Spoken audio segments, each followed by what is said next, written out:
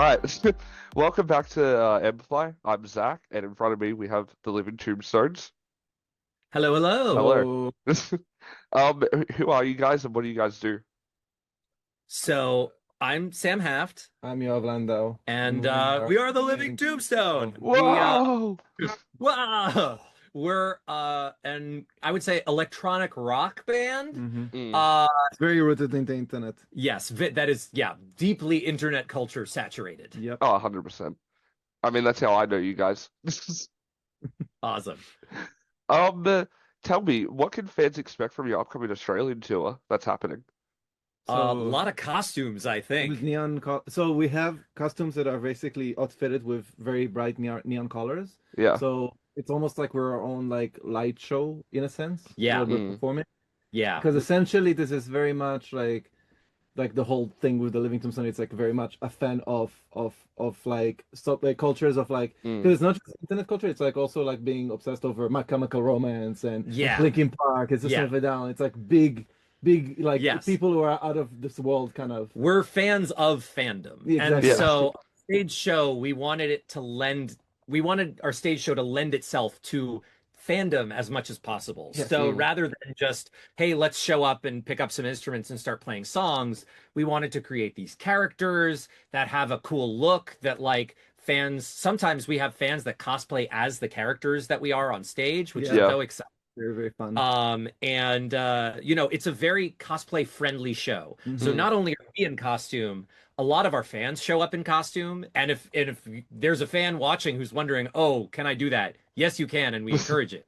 It makes us feel less alone because we're up on stage and it's so hot up there, and we're just like melting in these things. But if you're out there also got all your stuff on, and it feels like we're going through it together. Yeah. Yeah. No, that's awesome. I mean, all your costumes and stuff, they're so hot, they're bright and exciting.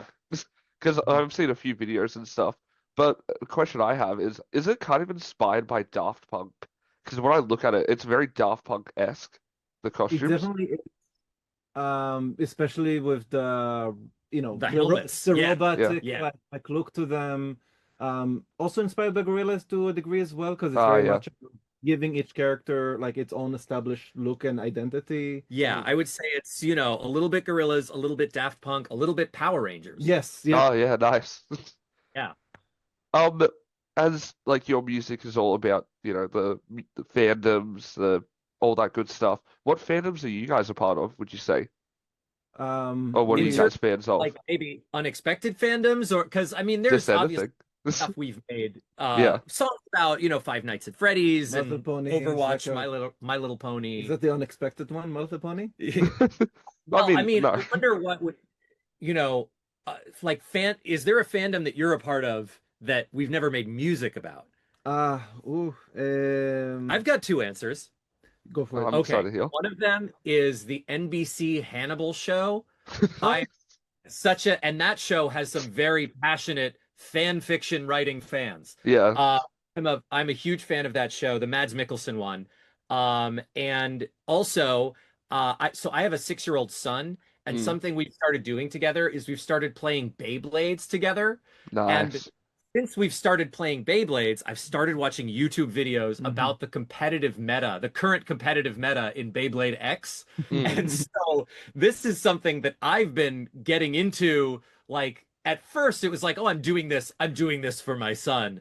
But now whenever I'm, scrolling YouTube and there's like most unbalanced Beyblade meta, completely broke competitive Beyblade. I'm clicking on that video instantly. I'm yeah. like, oh, fascinating. It's a stamina type. Like that is, Oh, I yeah, know oh, I too do much have an about answer. Beyblade now. I do have an Go. answer, and I'm really still feeling that we should maybe make a song about it. Minecraft. Minecraft, Oh, yes. yeah.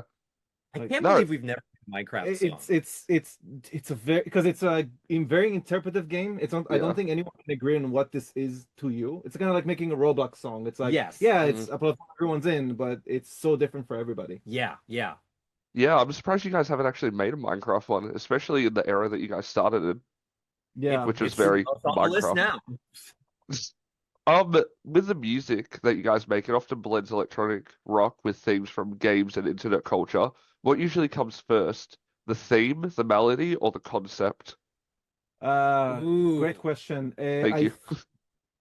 No, because what happens is it's almost all three in different accounts.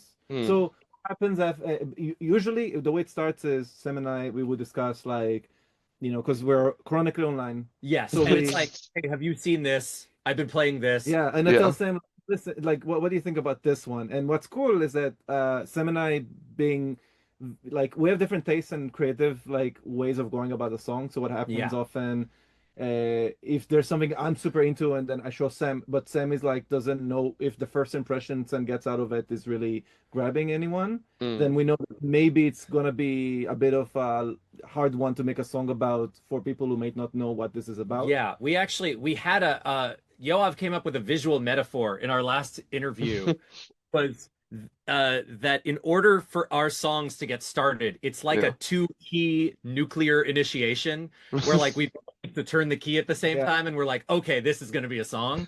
But it's beyond the gaming interest. There's also like Yoav has gotten me into this habit of voice notes on the phone. Nice. And so Yoav will throughout the day and now me too will be recording like, oh, this melody just came to me and I'm just going to have a voice note of that. And then once we have this idea of, okay, we're going to make something about this game, then it's like going back through the voice notes and like, hey, listen to this. Does this sound like thematically the kind of thing we're doing here? Yeah. Is it like because the voice notes would be super vague. We're talking about it's like very hard to make out what this is, but let's say I'm like a swing song, so automatically aesthetically you're like, okay, this sounds like a swing rock song or retro swing rock song, for example. Yeah. So that automatically just gives you a nice mental connection between what you're making a song about and the theme. Something we like to show off at Comic-Con sometimes when we do panels is because there's such a long digital history and Yoav is very digitally organized. He has the voice notes to a lot of old songs. So sometimes we'll pull up a voice note that's like, the drop tune from our song "It's Been So Long," and you just hear Yoav going ba ba da ba da ba da ba da ba da ba da ba, and like he had recorded that like a year before he made the song. So it just once the songs start getting made, then it's like, what do we have on the shelf that we can pull together as it's like combining instruments in a big cauldron, and then we make our stew. Oh no, that's so interesting. It's great to hear all that stuff. Can you tell me about your new album coming out? Yes. So we before this album, the one that's coming out soon called Rust, we made an album called 01 as a way to slowly explore the Tombstones, like album after an album, basically. Previous album was very much about self-actualization and about like mental health and how do we deal with it. Yeah, it was it looked very inward and Squidward and Rust. Sorry, I'm being silly. Rust, which is funny because it's like the album. So like the album very much discusses like how do we deal as a society with like really big overarching like problems that we're trying together to understand and see how do we both try to verbalize and talk about it, and also how we feel about it and say does that like make us all feel this kind of like not necessarily impending, it's not gloom necessarily, it's more the fact that there is danger and there is impending doom if we don't do something about it. And I think it's interesting to think about like what they have in common and what they have that's different, because in both of them, like these albums are thematically about things that are like that feel bigger than you, whether it's toxic relationships, mental illness, that kind of thing. This is like a more inward thing that feels so much bigger than you. And then Rust deals with the exterior. It's all about like society and dynamics of society and power that make us feel powerless. And so much of it is looking at 01 and what we felt worked with that and saying, let's flip the point of view. And instead of looking inside, let's look outside. And it's very exciting to be able to do. And I should say the album comes out May 30th. And something that has us really excited too is the fact that like looking inside for an album and looking outside for an album is a very kind of obvious pair. And the thing that has me really excited now is what comes next. Yeah. You've looked inside, and once you've looked outside, you've covered all your bases. So Yeah. now what is the lens? What is the angle? What is the point of view? Yeah, And we're not gonna spoil, but yeah, I mean, because we're doing each character individually, one after the other. So obviously, the next one would be Armstrong, the big Yeah. hulking guy who is playing guitar. yes, But I'm very excited about Rust coming out. It is an album that I like that it pushed the boundaries of us as creative and as working partners to see it through, because it is like something that in the end of the day, like, you would feel uncomfortable, but you feel that being uncomfortable going through it is what helps you grow as a person. We yeah, never Yeah. want to go into something and say like, oh, this is fun and easy to make because I don't want to feel like these weird feelings that make me feel like I want to push everyone away. But instead of it, like, if you sit in the discomfort, you only grow this way as a yeah. person. We wanted to challenge ourselves, Yes. and I think we did, and I think there are a lot of things we try in Rust that are a little different than our usual. Mm. Beyond just the themes, like musically too. I think Yeah. Rust is a collection of some of our shorter songs too, Yes. which is tough for us because But it's also very punk, which Yes. is kind of the idea. very punk, like loud, fast. Yeah. And I think part of that too is it's a challenge because we're both overthinkers and overwriters. Mhm. And a lot of the songs on 01, our last album, are like 4 minutes long and got cut down from like 5. Oh yeah, we have Oh, really? Yeah.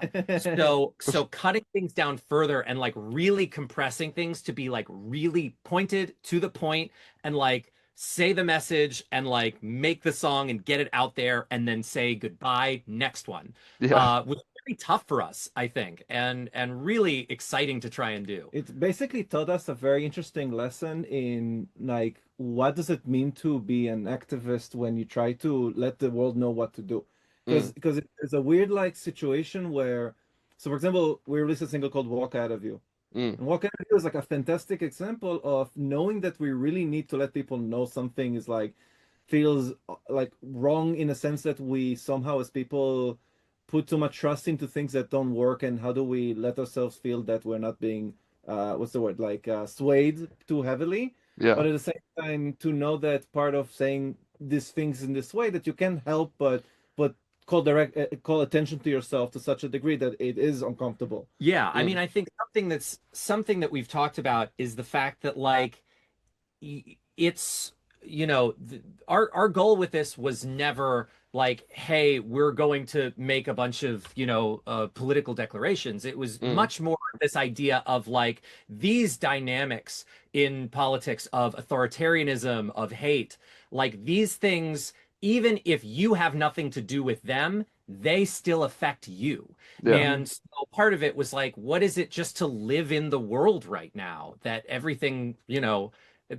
part of that is the platforms and media in general, but like so it can feel scary to exist now. And part of it was like us trying to digest that. Yeah, it's the idea that, and again, this is all to teach people what we have learned in the process of making it, is that you have to sit with the discomfort. You can't just be like, there's no problem, and then never talk about it. It's a problem is in and of itself an uncomfortable feeling. Yeah. And if we don't like say anything about it, then we'll just, make ourselves feel and think about whatever is like the next thing that would ease us into feeling that everything's okay. Kind of like doom scrolling on TikTok and whatnot. Yeah.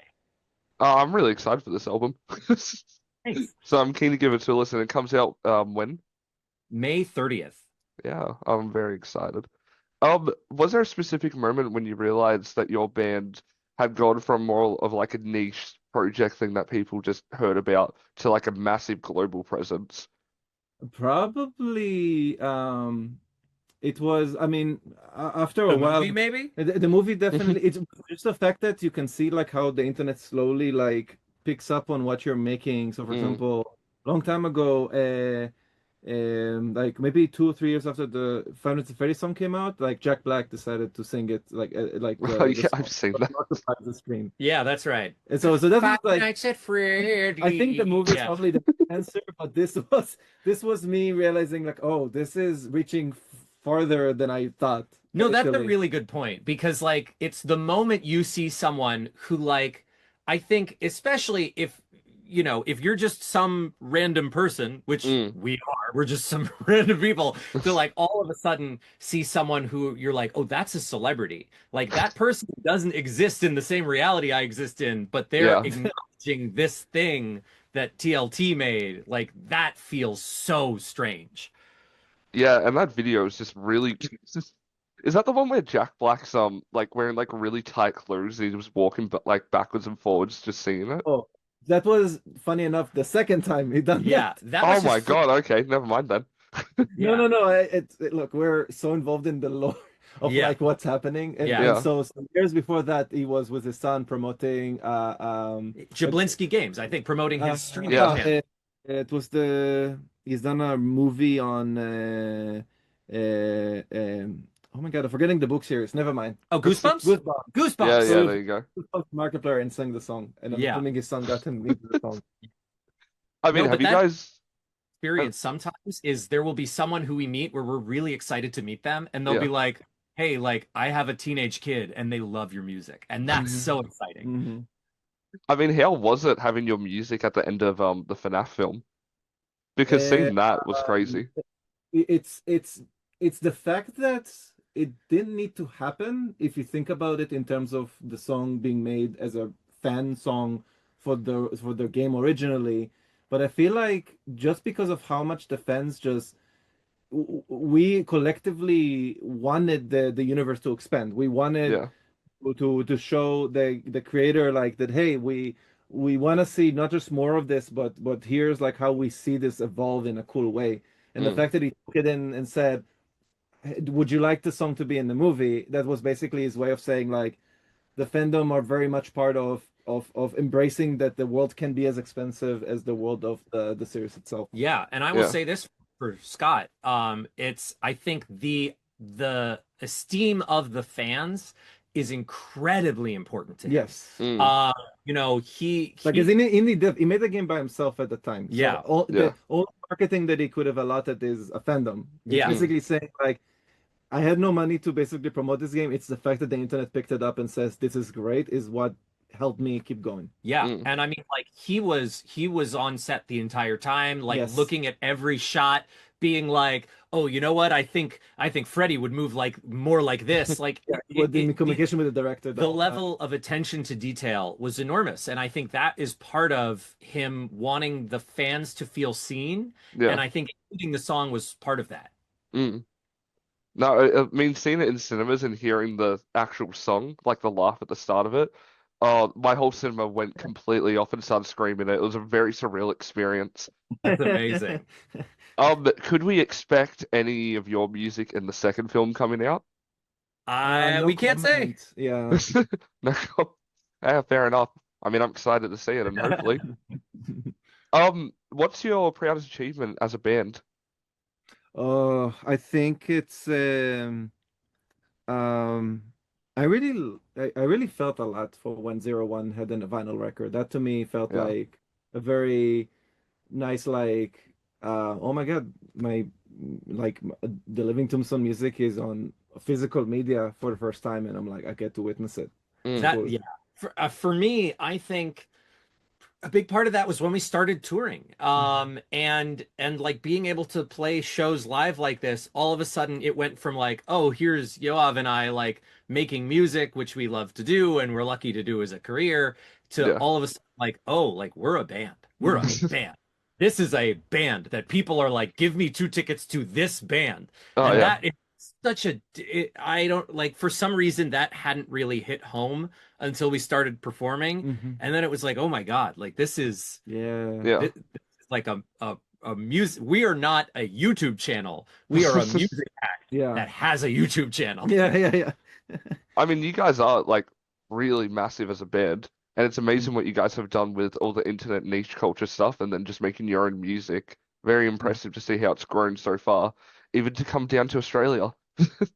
Yeah. Oh my God, we're so excited. Australia so- actually sold out faster than any other national tour that we've done. Which Really? Yeah. which is Oh. awesome. 'Cause, like, I mean, for us, it just means like, oh my God, they're There's just so as much enthusiasm. they're just as chronically online as we are, if Yeah. not more. Well, continuing the interview, what current or upcoming projects are you most excited about right now? Upcoming projects. So right now, because the tour is like a really big focus, like every day we set up from the morning, basically from morning noon, just make sure we're good and ready, and then perform in the evening, and then get to the next place. So Yeah. Yeah, we don't get tour to, takes up so much time. but Mm. the back burner, we are working on the next album, Armstrong. Yes. And we have a number of singles coming out after the album drops as well. Yeah, Oh, so there's sweet. a bunch of Yes. like There's a little bit more Five Nights at Freddy's music, which Yeah. is we're very excited about. sequel songs to songs that we released, and we wanted to give them their own attention as a single. Nice. So it's a lot of just you know because we always miss making songs about fandoms we love and care about. So Mm.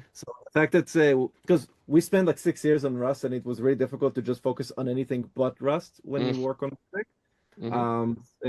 So excited Yeah, to we're get back into it. excited to be also like in more of a singles cadence for a little bit too, Yeah. because when we're focused on an album, like we really don't release that much stuff during the year when the album is a big focus. And so just being able to like get a lot more music out there in the short term will be great. Yeah, awesome. I got one final question. This one's very personal, not that personal, but kind of personal. Is there a chance of you guys being in Fortnite? Oh my God. Listen, we want to yes. badly. Let me tell you, there's probably once a month there's a phone call where we're like, "Oh, do you think this person has a good contact at Epic?" Like we're working on it. We're Because I would love to play your guys' stuff in Fortnite Festival. I'd love to Oh see my that. God. That would be it would be so cool. Yeah. I mean, even just like an emote or something would be a Exactly. great. We're definitely giving it as much as we can to make it happen, because we see fans constantly asking us for that, because and I see why. Like the band looks very much Fortnite fit. We look Yeah, Fortnite. exactly.